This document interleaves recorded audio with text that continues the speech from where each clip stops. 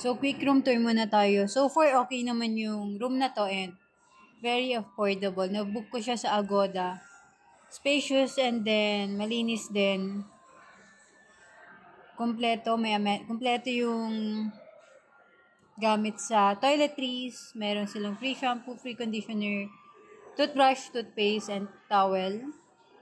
May free coffee, meron ding free juice. As you can see, ayan, napakalawak, napakalinis din. Makalat lang yung gamit namin dyan dahil sobrang pagod na namin and sobrang delayed yung flight namin sa Cebu Pacific. Ang daming drawers actually, ang dami mong pwedeng ilagay. Meron din silang safety vault. Yung mga pera mo, ayun. Pwede mo lagay doon. Yung mirror nila, ang ganda. Around 4 p.m., lumabas ako ng hotel. By the way, hindi nga pala siya beachfront. And kailangan mong maglakad ng at least mga 500 or 200 meters papunta sa beach. Though okay naman. Mabilis lang lakarin. Pagdating namin dito, medyo paambon na siya. Kaya hindi namin nasulit din yung unang araw namin.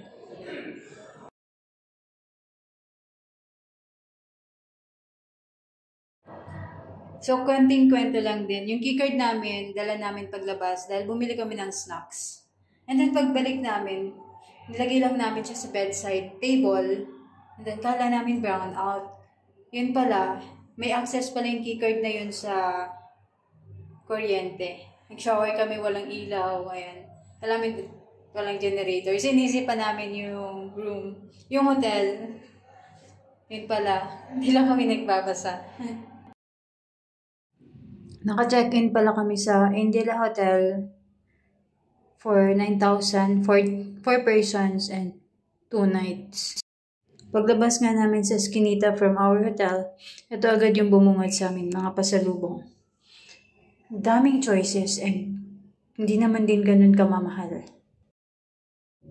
Ayun na nga, nag-check muna kami ng mga pasalubong pero hindi pa kami bumili dyan dahil first day pa lang naman namin eh. Gusto pa namin maglibot-libot.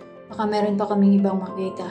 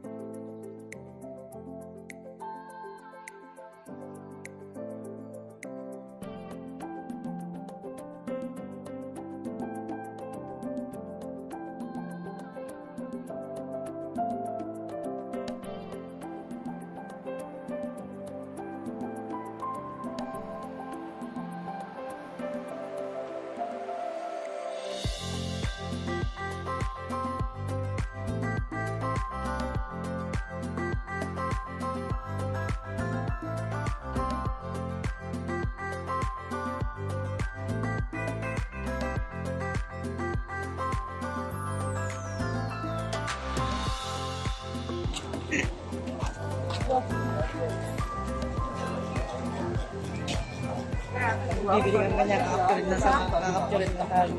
Oo, mabibili ka dyan, tapos pulihan na sa inis. Go!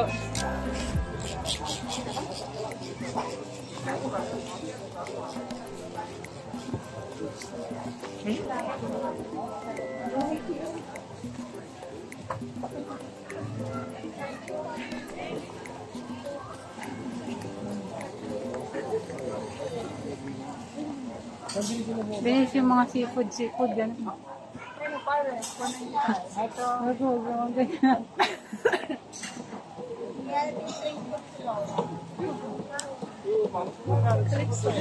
말은 정말로 하는 친구들이고요.